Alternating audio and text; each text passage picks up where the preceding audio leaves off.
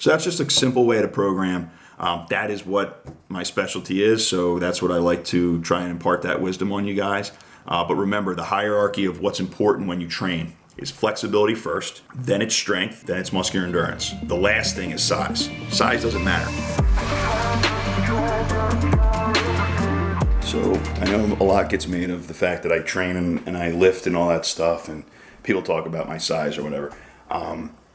My background, I've been training at least 5 days a week since 8th grade, without fail. Even when I blew my knee out, even when I had shoulder surgery, foot surgery, I was at least doing physical therapy 5 days a week. So I haven't had a week where I haven't trained at least 5 days in like 17 years. I was always into strength training. I always thought it was cool. I got my degree in kinesiology at Penn State. I worked as an assistant strength coach for a year at Penn State when I graduated. And then I moved to New York and worked at Reebok Sports Club for 2 years.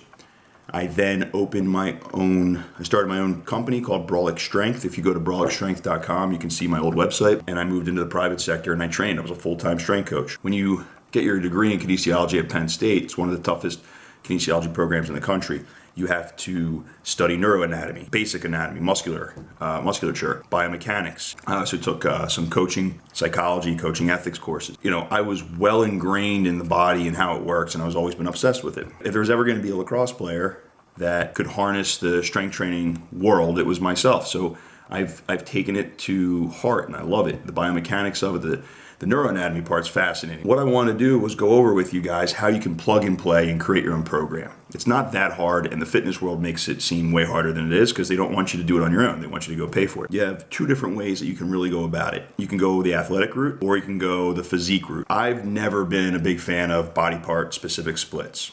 Doing chest on a Monday is not going to help me as an athlete.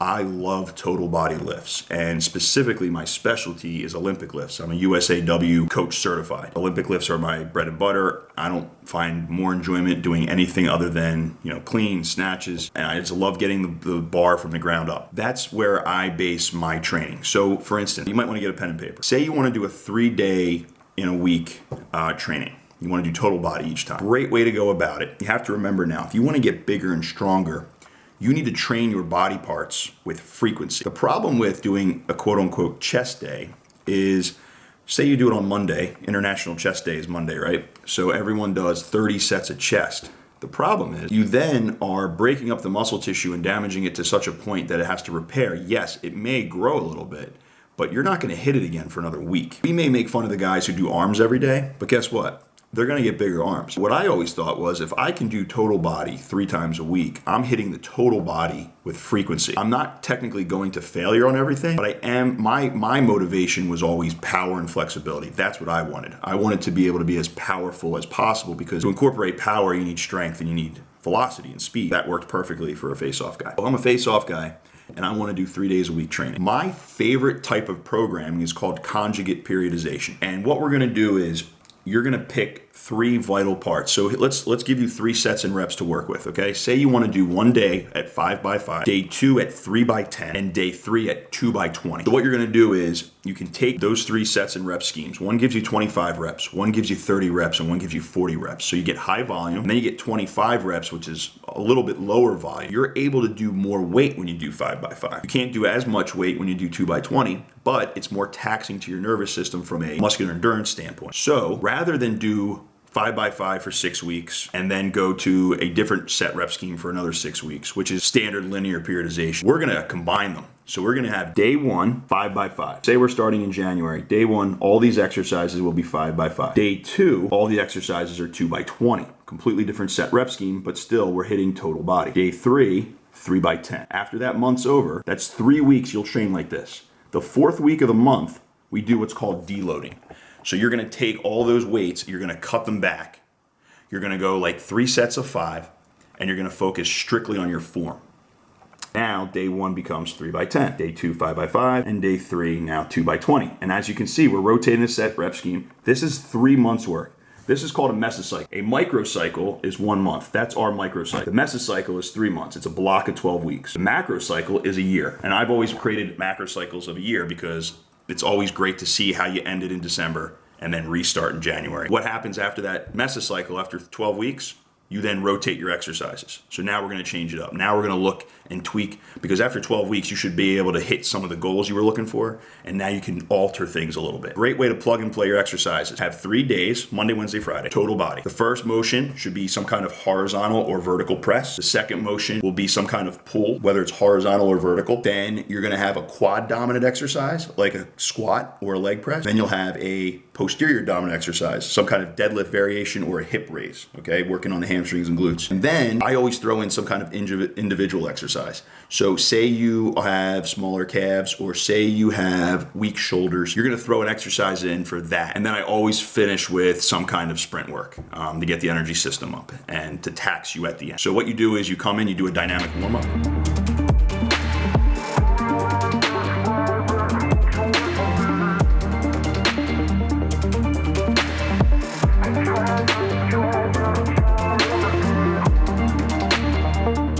Do like a quick dynamic stretch. I always focus on the hips and shoulders. You can check my YouTube videos for that on my YouTube channel.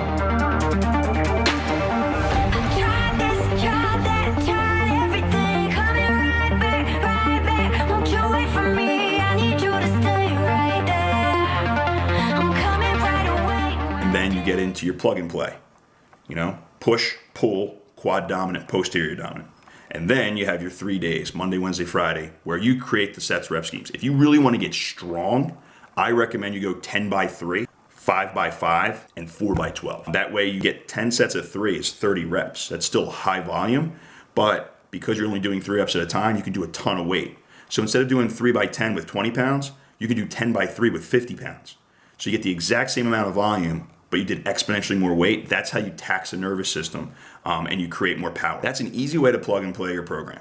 Another way to plug and play is doing what I call 8s and 20s. You have an agonistic or antagonistic pairing. Agonistic pairings are, if I'm gonna do a chest and a secondary muscle of a bench press, chest is the primary mover, the tricep is the secondary mover, right? So those are agonistic muscles, as opposed to my chest and my back. Those two areas are antagonistic. If I want to do agonistic pairings, I can do, like, say, incline bench press for 8 reps and then finish with 20 push-ups as fast as I can. And you do 3 sets of that, and you do that for each specific motion. So if I did incline bench press and push-ups, 8 and 20, 3 sets, your chest will be totally fried. Then you do the same thing with, say, 8 pull-ups and then 20 rows. Your back will be crushed. And you can do that with an upper body split on Monday, and then on Tuesday you do the same thing with a lower body split. You can do squat for 8 reps and then leg press for 20 to fry them. You can do deadlift for 8 reps and then hamstring curl for 20 to fry them. You go Monday upper, Tuesday lower, Thursday upper, Friday low. So those are 2 completely different ways that you can train. The second one is really good for building size. If you want to pump a lot of volume into your muscle tissue and gain size, that's a good way to do it. And you can carb up after your workout and you'll gain a lot of size. The first one is great for athletics. It keeps you flexible, keeps you in awesome shape. I hit everything every single workout, and I get it done in an hour.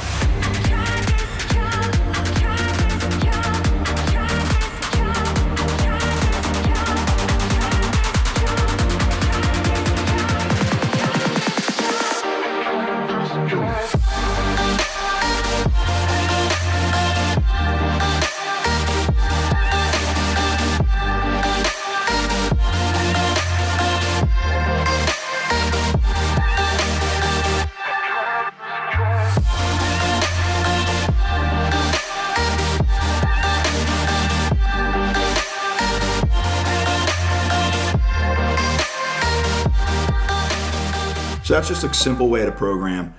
That is what my specialty is, so that's what I like to try and impart that wisdom on you guys. But remember, the hierarchy of what's important when you train is flexibility first, then it's strength, then it's muscular endurance. The last thing is size. Size doesn't matter. That's what she said. Size can be inflated, right? You can just pump your muscles and over time gain size, but that's not strength. Strength comes from, if you have flexibility, you have more power. And I train from the ground up, back to front. So yes, my calves are relatively small. That's just hereditary, nothing you can do about it.